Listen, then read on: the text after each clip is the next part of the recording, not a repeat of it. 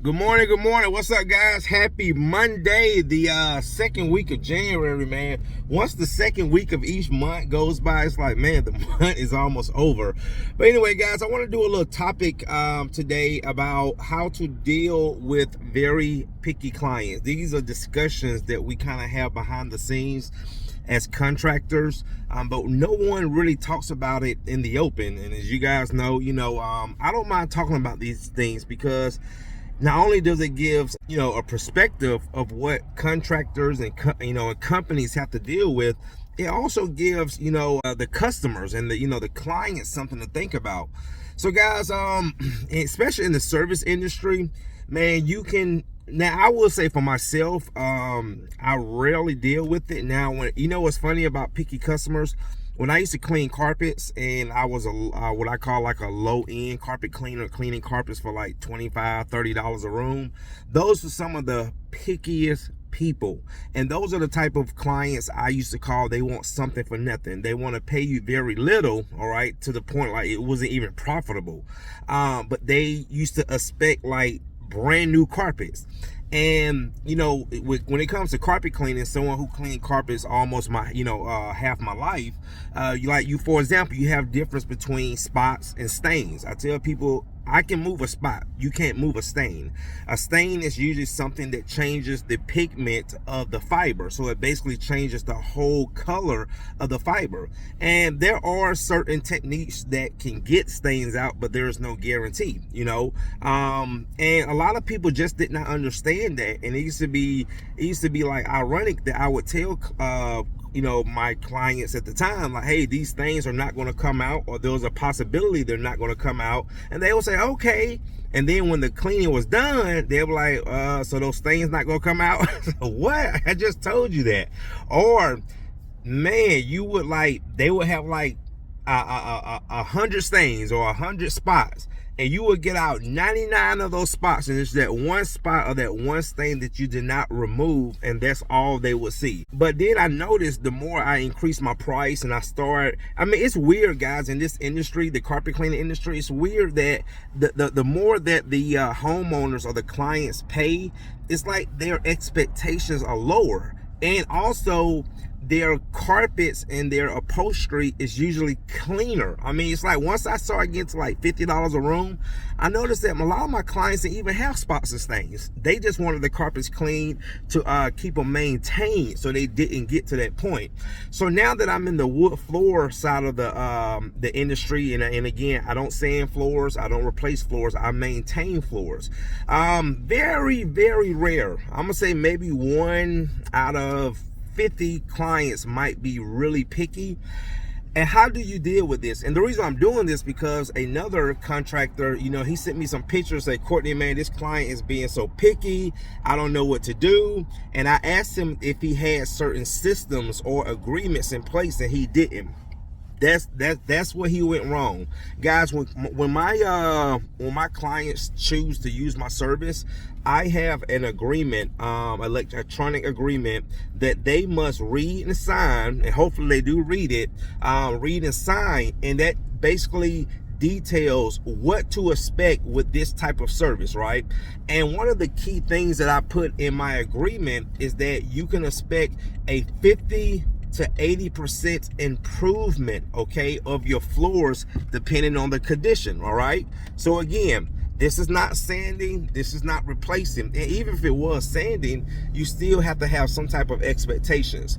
So that's one of the ways to deal with picky clients. And another thing, guys, you just have to set realistic expectations. So for example, I know a lot of contractors, especially in the carpet cleaning side, we make your carpets look brand new. Guys, that is some of the words you do not want to use, because how can you make something look brand new? Like, brand new basically means it's never been used, it's never been touched, it's never been walked on.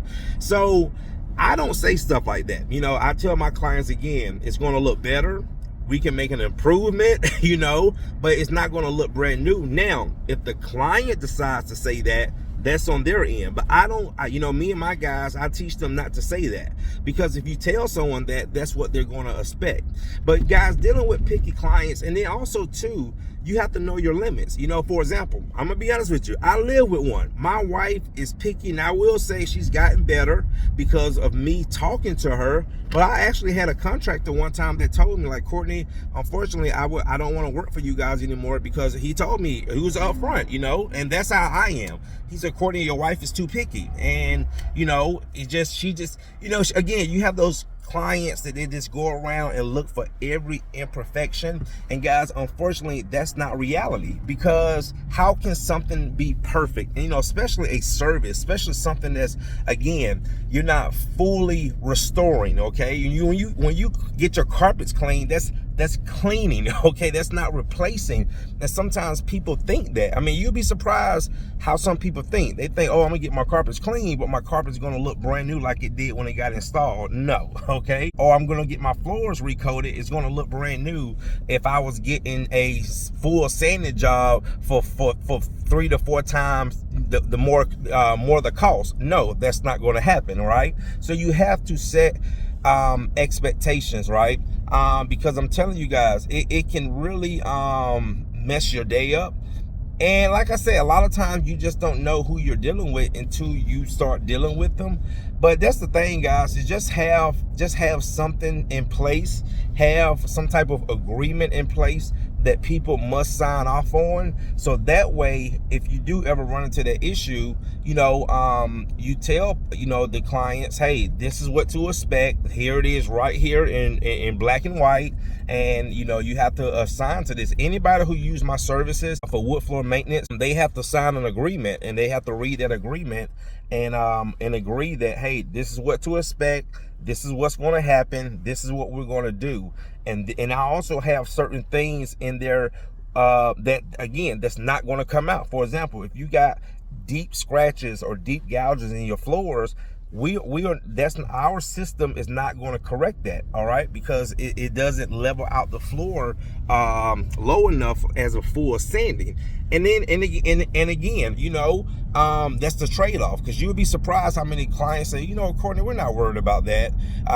We just want to get the floors looking better. You see what I'm saying? But again, if that's their main concern, the deep gouges, the deep scratches, the sun fading, pet stains, water stains, things like that, or they want to, let's say, change the whole color of the floor, we are not the system for you. So that's where, guys, you got to know your limitations. And that's when I tell people there is a such thing as replace. Okay, there's a word there's called replacement. All right, and cleaning and maintaining does not it does not replace that.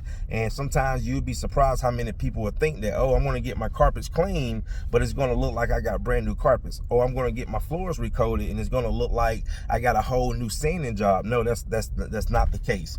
And that's at least how I explain it. So that's the thing, guys, is just really having things in writing, being upfront with your clients so they know what to expect.